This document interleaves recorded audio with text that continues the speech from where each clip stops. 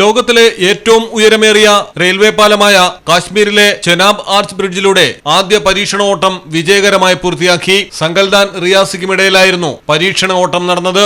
ചെനാബ് നദിയിൽ നിന്ന് 359 മീറ്റർ ഉയരത്തിലാണ് പാലം നിർമ്മിച്ചത്. 1315 മീറ്ററോളം നീളമുള്ള പാലത്തെ 17 കൂറ്റൻ തൂണുകളാണ് താങ്ങി നിർത്തിയിരിക്കുന്നത്. 28,000 കോടി രൂപയാണ് പാലം നിർമ്മാണത്തിനായി ചിലവഴിച്ചത്. അതിശക്തമായ ഭൂകമ്പങ്ങളെ അതിജീവിക്കാനുള്ള സംവിധാനങ്ങളും പാലത്തിനുണ്ട്.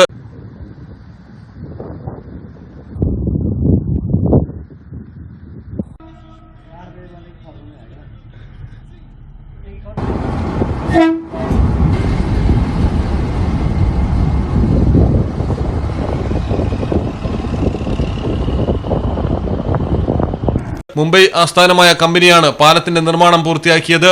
ജമ്മു കാശ്മീരിലെ റിയാസി ജില്ലയിൽ ചെനാബ് നദിക്ക് കുറുകെയാണ് പാലം നിർമ്മിച്ചിരിക്കുന്നത്. രാജ്യത്തിന്റെ വിവിധ ഭാഗങ്ങളുമായി കാശ്മീർ താഴ്വരയെ ബന്ധിപ്പിക്കുന്ന പാലമാണിത്. ചെനാബ് പാലത്തിന് പാരീസിലെ ഈഫൽ ടവറിനേക്കാൾ 35 മീറ്ററിലധികം ഉയരമുണ്ട് എന്നതാണ് മറ്റൊരു പ്രത്യേകത.